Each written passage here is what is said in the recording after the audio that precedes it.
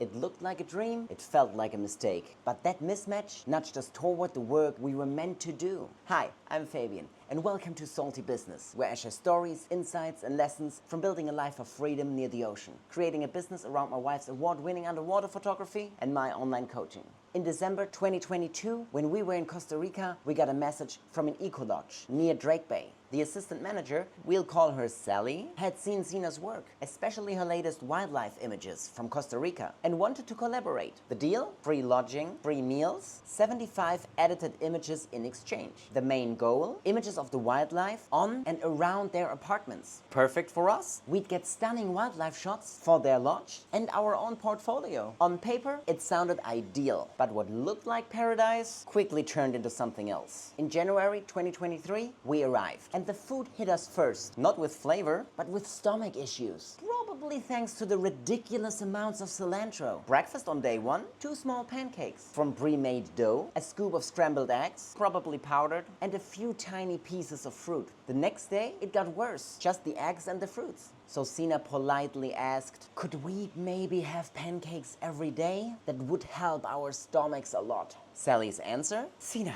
that's too much to ask for. Okay. That's when we started to feel this week might not be what we hoped for. There was no real shooting schedule. In our contract, we had put down that we get 2 days off. We got none. Even after a full day dolphin tour, we had to rush back to photograph a room because it was the only time it was free. No one asked how long we'd be working. There were no boundaries, just constant improvisation. Still, we got amazing wildlife shots, even stunning drone footage of the whole lodge. But in the end, they didn't pick a single wildlife shot. Not one. And none of the lodge-wide drone shots either. Toward the end, Sally realized they needed about 5 images per apartment. 11 apartments, that means 55 images. Plus 10 images of the yoga and common areas. That's already 75 images right there. None of them wildlife yet. Which, again, was the whole point of bringing us in. Then came Ronathan. Yes, of course I changed the name and now it's unrecognizable. Ronathan was Sally's brother-in-law and apparently the actual decision maker behind the curtain. Sally told us that he said, just take all the images when they give you the SD card. I mean,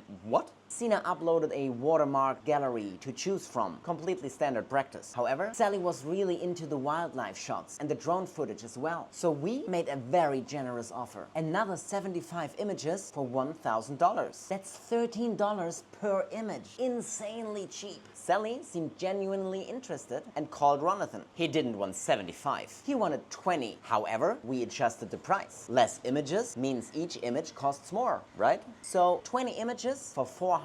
Still a steal. Sally called again, and suddenly the deal was off. They only wanted what was originally agreed upon. No extras, no thank you, just no. This brings us to the boat ride exit. On our last day, we packed up and left. Sally had told us that the boat ride back to Siape was already paid for. It wasn't. At the end of the ride, the boat crew asked for payment. We told them to call Sally. She didn't pick up. Eventually, after a while, they let us off the boat, probably just to avoid a scene. But yeah, she let us walk right into that trap. Now this brings us to the real turning point in Sina's artistic career. That night, over dinner, I told Sina, let's not do these photo jobs anymore. We'll find another way. It was tough. We were finally turning her photography into something that could get us free stays. And even money. It's what we'd been working toward for years. But this wasn't us. We needed work that aligned with our values, with our energy, and that would connect us to the kind of people we actually want around us. I had just started my own online coaching business, improving my payment for tutoring, and I had also just got a remote job at a marketing startup. So I said, focus on your art and on conservation. I'll get more students, pick up extra hours. I'll make enough money for the 2 of us. I know, pretty good husbanding, right? Funny enough,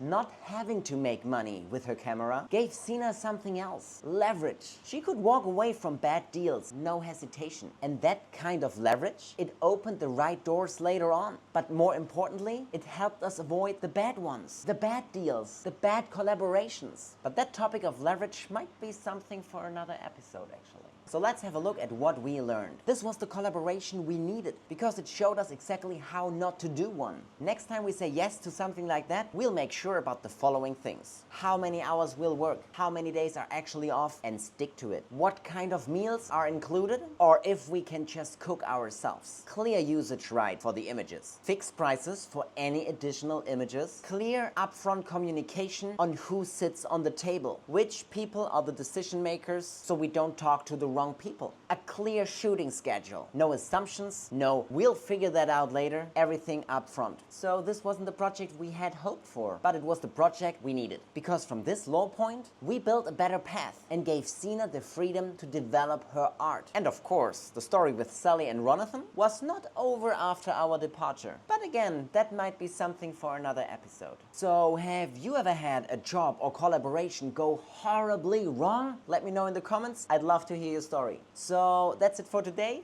Thanks for watching. And if you'd like to hear more stories from our journey, check out my former videos and subscribe so you don't miss out on the next one.